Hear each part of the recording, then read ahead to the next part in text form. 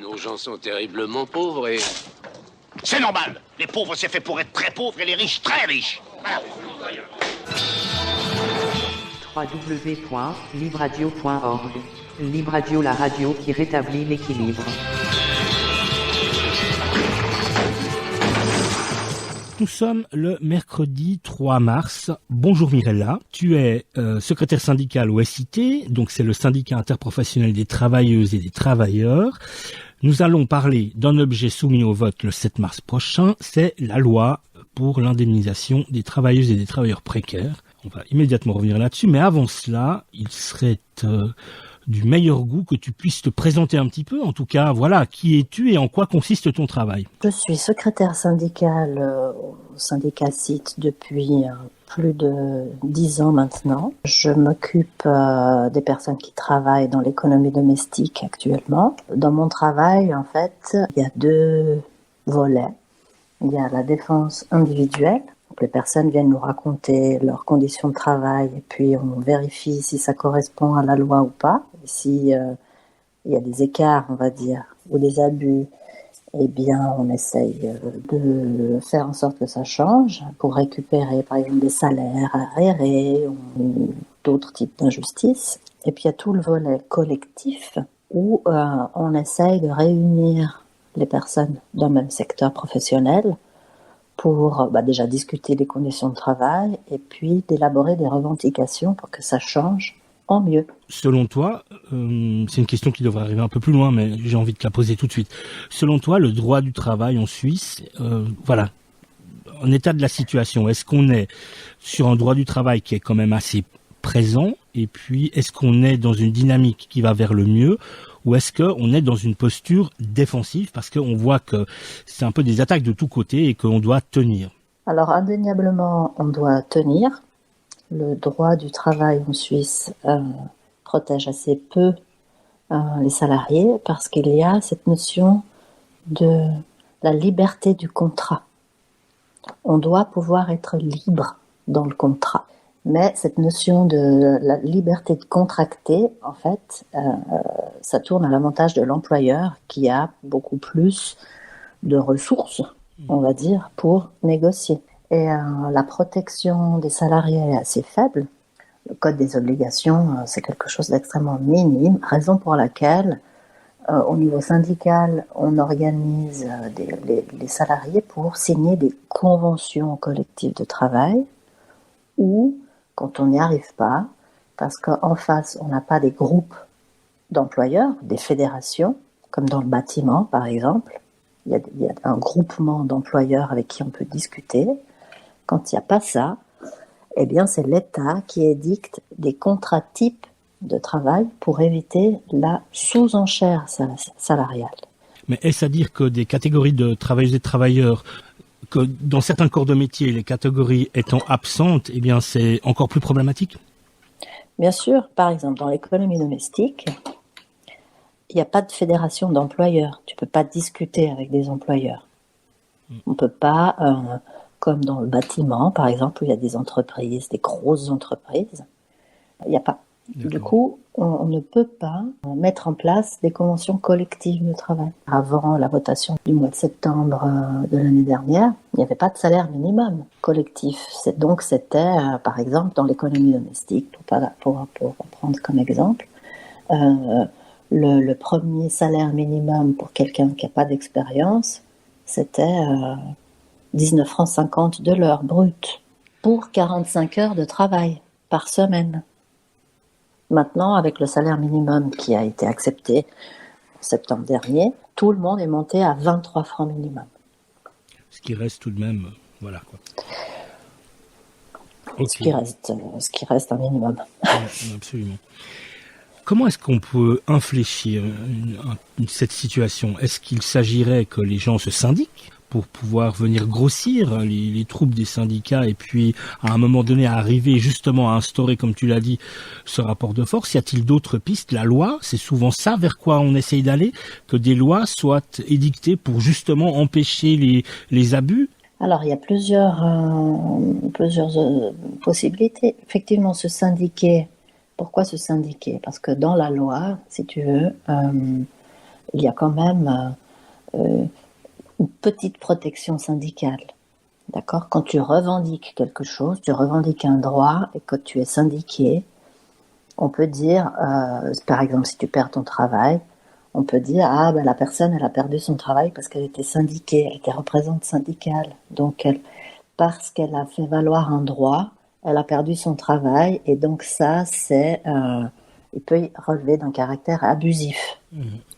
Parce que ce qui est important de savoir, comme je le disais avant, cette liberté de contracter, ça veut dire que à tout moment, en respectant les délais de congé, par exemple, sans faute commise, on met fin au contrat. Tu décides de plus travailler avec quelqu'un, tu es employeur, tu lui dis merci beaucoup, tu lui donnes 3 mois pour trouver un autre travail, même s'il a 60 ans, c'est possible. Par contre, si par exemple on peut faire la preuve que c'est un congé représailles parce que tu aurais revendiqué un droit et que tu es syndiqué, alors là, il y a un petit parapluie, on appelle ça un parapluie. Donc c'est intéressant de se syndiquer parce qu'on peut dire, vous m'avez licencié parce que j'ai fait valoir mes droits, et puis là, au final, tu reçois un peu d'argent, mais tu t'es pas réintégré, en fait. C'est un gros problème. La protection syndicale, elle est encore assez faible, parce que tu n'es pas réintégré dans ton travail. Donc, il y a plusieurs choses à faire. Donc, c'est vrai que se syndiquer, c'est une forme de protection. Et puis ensuite, on discute ensemble, et puis on peut montrer le nombre, et puis essayer de convaincre, et quand on n'y arrive pas, on passe par les voies juridiques avec les lois, mais le salaire minimum, ça a pris des années, 10 ans. Et maintenant, il faut le faire appliquer. Donc, c'est un travail de Sisyphe. C'est ça, un travail de longue haleine également, et heureusement que des syndicats existent pour le faire. Juste une petite question comme ça, selon toi, la situation syndicale en Suisse, où est-ce qu'elle en est ? On est relativement peu syndiqués, ou bien est-ce que c'est quelque chose qui surgit de plus en plus ? Est-ce que les personnes se prennent en main et puis se décident, ou est-ce que tu sens encore des réticences pour plein de raisons, quoi ? Alors, ça fait à peu près une vingtaine d'années qu'on tourne autour des 20%, d'accord ? Et encore en 2018, ça devait être 22%, il y a eu des pics à 25%, mais ça reste là autour. Évidemment, c'est pas en augmentation, mais au niveau du nombre, ça tourne autour des 20%. Et il y a eu aussi, après, il y a des phénomènes que j'explique générationnels, on va dire. Il y a eu une chute des effectifs parce que beaucoup de gens sont partis à la retraite. Et puis maintenant, avec la crise, on ne sait pas trop ce qui va se passer, en fait. Parce que c'est vrai que quand les gens sont vraiment dans des très grosses difficultés, c'est là où on fait appel à de l'aide. Et là, on fait appel aux syndicats. Penses-tu qu'il y a peut-être une forme de culture syndicale qui est moins forte en Suisse que par exemple dans certains pays voisins comme la France ou l'Italie ? Est-ce que ça pourrait faire partie également des éléments de réponse ? Alors paradoxalement, en France, au niveau du pourcentage, il y a moins de personnes syndiquées. Ok, tu vois, j'aurais vraiment pas pensé alors. Ok. Mais c'est très peu, là j'ai pas les chiffres en tête, mais c'est autour de... Ça doit être 7%, 7 ou 10% en France. Mais en Suisse, comme il y a des conventions collectives, donc il y a des gros corps de métier comme dans le bâtiment, il y a des conventions collectives nationales, eh bien ça explique en partie ce taux de syndicalisation. Parce que c'est les règles qui sont quand même meilleures que le code des obligations. Donc il y a des gros pans de la société qui sont soumis, enfin il y a à peu près 45% des salariés qui sont soumis aux conventions collectives. Écoute, j'aurais encore 2 questions comme ça d'ordre général pour qu'on ait ces jalons qui nous permettent de bien comprendre le fonctionnement des choses. Et puis ensuite, nous arriverons au vote du 7 mars. Le CIT, donc le syndicat interprofessionnel des travailleuses et des travailleurs, j'aurais voulu que tu nous en dises quelques mots. Quelles en sont les singularités, parce qu'on sait qu'il en contient. Alors quelles sont les singularités de ce syndicat-là par rapport à d'autres syndicats, UNIA, Syndicom, etc. Alors la spécificité du CIT, c'est que c'est un syndicat cantonal, genevois. Donc on n'a pas d'antenne nationale. C'est aussi depuis très longtemps un syndicat interprofessionnel. Ça veut dire que toutes les catégories des salariés sont représentées par le syndicat. Et puis, j'ai envie de dire, il y a une couleur féministe très très forte. Ça fait très longtemps qu'on a une commission femmes extrêmement active au sein du syndicat.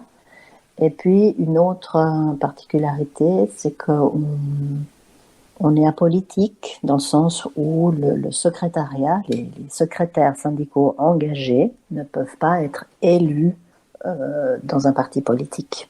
Parce que c'est la voix, c'est la voix des membres qui est portée sur la place publique par le secrétariat. Pour en terminer, alliance et coalition, est-ce que, voilà, au sein du SIT, on est attentif à tisser des réseaux, à participer à des groupes et à des coalitions plus grandes. Je pense par exemple à la CGAS, mais également quel rapport s'installe avec les autres syndicats, et est-ce que il vous arrive de sortir des rapports avec d'autres syndicats, mais également d'échanger avec des collectifs citoyens. Est-ce que voilà, les écosocialistes, est-ce que sur certaines luttes, des convergences surgissent-elles? Alors, je le disais tout à l'heure, le site est interprofessionnel et dans son ADN, c'est l'union qui fait la force. Donc, on travaille le plus possible de manière intersyndicale avec les autres syndicats. On fait partie de la communauté genevoise d'action syndicale. On est membre observateur de l'Union syndicale suisse. Dès qu'il y a, par exemple, des sujets politiques, on participe au mouvement des convergences des luttes. La grève sur le climat aussi.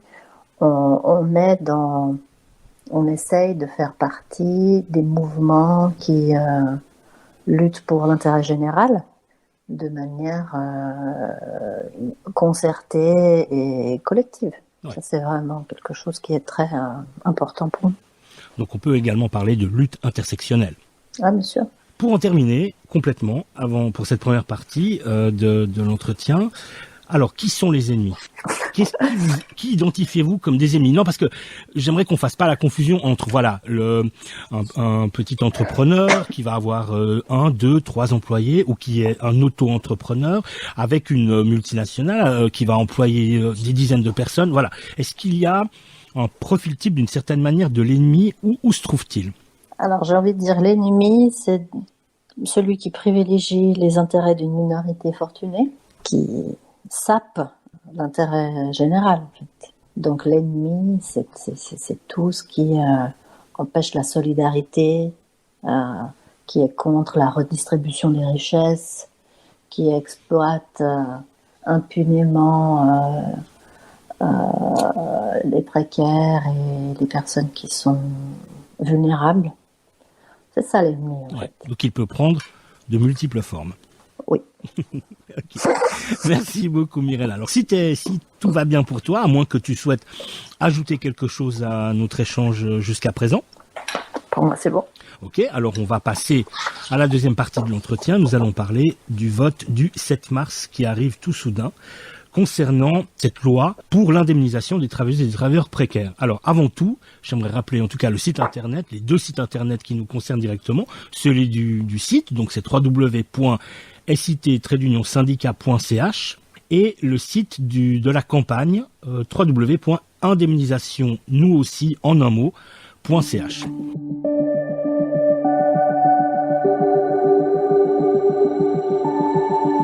www.libradio.org, la radio qui pense et qui t'écoute.